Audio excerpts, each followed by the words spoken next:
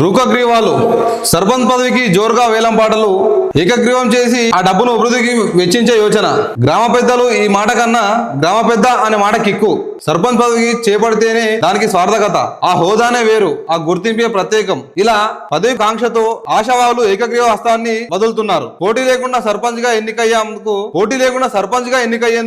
పావలా కదుపుతున్నారు. ఇందుకు ఎంత డబ్బైనా వెచ్చించేందుకు సిద్ధం అంటున్నారు. చాలా ఏరియాలలో సర్పంచ్లు అందరూ కూడా మేము పోటీ విలవడతాం, మాకు ఏకగ్రీవంగా చేయండి, మేము పోటీ లేకుండా ఏకగ్రీవం చేయండి, మేము ఎంత డబ్బైనా ఇస్తామని చెప్పేసి రెడీ ఉన్నారు. అనేక ఊర్లలో ఎట్లాంటి ప్రతిపాదనలు ఉన్నాయంటే, మేము గుడి కోసం ఎకర భూమి ఇస్తాం, లేకపోతే మేము వైకుంఠ ధామం కోసము ఒక రథం ఏర్పాటు చేస్తాం, వైకుంఠ రథం, లేకపోతే మేము ఇంటింటికి నల్ల బిల్లులు కడతాం. ఇట్లా అనేక రకాల మాటలతోటి జనాలు అందరినీ నమ్మిస్తున్నారు. చాలా ఏరియాలలో అయితే మొత్తం డెవలప్మెంట్ కోసం ఏం చేస్తానని చెప్పే విషయం కంటే, నేను ఇది ఇస్తా అది ఇస్తా కాబట్టి నన్ను ఏకగ్రీవం చేయండి అని చెప్పేసి సర్పంచ్ కి ఎవరైతే పోటీ చేయాలనుకుంటారో వాళ్ళందరూ కూడా ప్రతిపాదనలు పెడతా ఉన్నారు. అనేక ఊర్లలో, ఒక్కొక్క ఊర్లలో అయితే 60 లక్షలు, 3 లక్షల నుంచి స్టార్ట్ అయ్యి 3 కోట్ల వరకు కూడా పలుకుతున్నాయి అనమాట సర్పంచ్ పదవి సీట్లు. అతను నడుస్తా ఉన్నది. తెలంగాణ రాష్ట్రంలో ఇప్పుడు లోకల్ బాడీ ఎలక్షన్స్ గురించి చాలా ఆడవేడిగా నడుస్తుంది. హోరాగిగా ఒక్కొక్కరు నేనంటే నేనని చెప్పేసి ముందుకు వస్తా ఉన్నారు.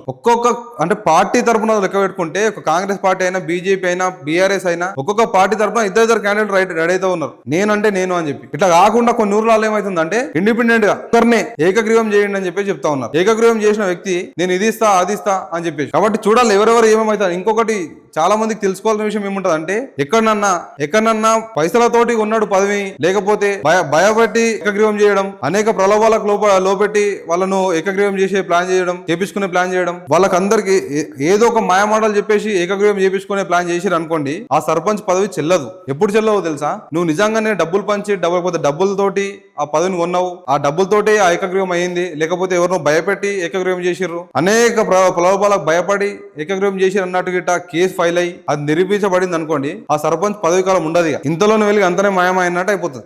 ఆ తప్పును గిట్ట నిరూపించబడ్డది అనుకోండి, సర్పంచ్ పదవి కాస్త ఊడిపోతుంది. అది కూడా ఒకసారి గుర్తుపెట్టుకోండి. అందరు మేము 1 లక్షలు ఇస్తాం 1 లక్షలు ఇస్తామని చెప్పేసి అంటున్నారు, కానీ ఒకవేళ అట్లా ఇచ్చి ఏకగ్రీవం చేపించుకున్నట్టు బయట పడితే ఆ సర్పంచ్ పదవి పాలన కూడా కొనసాగదు. ఈసీ కూడా తెలిసింది అనుకుంటే కట్ చేసి పడేస్తారు సర్పంచ్ పదవి, మళ్ళీ ఎలక్షన్ వస్తుంది. కాబట్టి అట్లా కూడా కాకుండా చూసుకోండి. చాలా మంది పైసలు ఎన్ని అయినా సరే మేము పెట్టుకోవడం రెడీ అంటారు, కానీ పైసలు ఎన్ని పెట్టడం కాదు, పని ఎంత చేస్తారో కూడా ఆలోచన చేయండి. చూడండి, మీకు అనిపిస్తున్నది.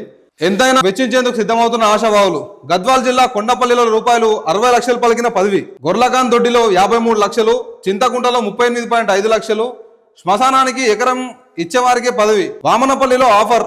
పెళ్లిళ్లు, జాతరలకు డీజేలు, చావులకు వైకుంఠ రథం, ఆలయానికి ఎకరం ఇస్తా, ఇంటి నల్ల బిల్లులు కడతా. ఖమ్మం జిల్లాలో రూపాయలు 1 కోటితో ఓ అభ్యర్థి మేనిఫెస్టో విడుదల. ఈయన మేనిఫెస్టోలో ఊరు కావాల్సిన అన్ని ఉన్నాయి. పిల్లలు చదువుకున్న పిల్లలకు వాళ్ళకు స్కాలర్షిప్ ఇస్తా అన్నాడు, ఆయన్నే సొంత డబ్బుతోటి వాళ్ళకి గిఫ్ట్లు ఇస్తా అన్నాడు, తల్లిదండ్రులు లేని పిల్లలకు గిఫ్ట్ ఇస్తా అన్నాడు, చదివిపిస్తా అన్నాడు, వాళ్ళ ఊర్లో కరెంట్ బిల్లులు కడతా అన్నాడు, ఆయన్ని వాళ్ళ ఇంటింటికి ఒక వాటర్ ప్లాంట్ పెట్టి ఇంటింటికి వాటర్ సప్లై చేపిస్తా అన్నాడు. ఇట్లా అనేక రకాల మేనిఫెస్టో. పేదల్లో పెళ్లిళ్ళు అయితే వాళ్ళకి పైసలు ఇస్తా, అనేక రకాల మేనిఫెస్టోతో ఆయన ముందుకు పోతా ఉన్నాడు. ఒక ఊరు కావాల్సిన అన్ని ఆయన చేస్తానంటున్నాడు. ఇట్లాంటి చేయడం వరకు ఉంటే మంచిదే, కానీ దానికి ఇట్లా చేసినా కాబట్టి నువ్వు ఇట్లా చేయాలి అట్లా చేయాలని భయభ్రాంతకు గురి చేస్తే కరెక్ట్ కాదు. ఇట్లాంటి బయటపడితే కూడా ఈసీ నీకు వెనకాలనే నీకు వెంటనే నీకు ఆ సర్పంచ్ పదవి ఉండకుండా చేసి పడేస్తుంది. ఇప్పుడు అట్లాంటి లేకుండా కూడా చూసుకోవాలి.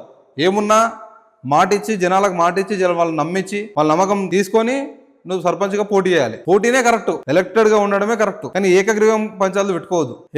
ఏకగ్రీవం అనేది చాలా మంచి వ్యవస్థ, కానీ ఏకగ్రీవంకు అనేక ప్రలోభాలు పెడుతారు. కాబట్టి అట్లా కాకుండా ఉండాలంటే ఎలక్షన్ పెట్టేసేయాలి. అంతే. ఎలక్షన్ పెడితే అన్ని తెలిసిపోతాయి ఎవరెవరు కలర్స్ ఏందనేది. ఆ రకంగా ముందుకోవాలి. చూడండి, సర్పంచ్ పదవికి చేపడితే దానికి స్వార్థకత, ఆ హోదాన్ని వేరు అని చెప్పి ఇలా పదవికాంక్షతో ఆశావాహులు ఏకగ్రీవ వస్తాన్ని వదులుతున్నారు.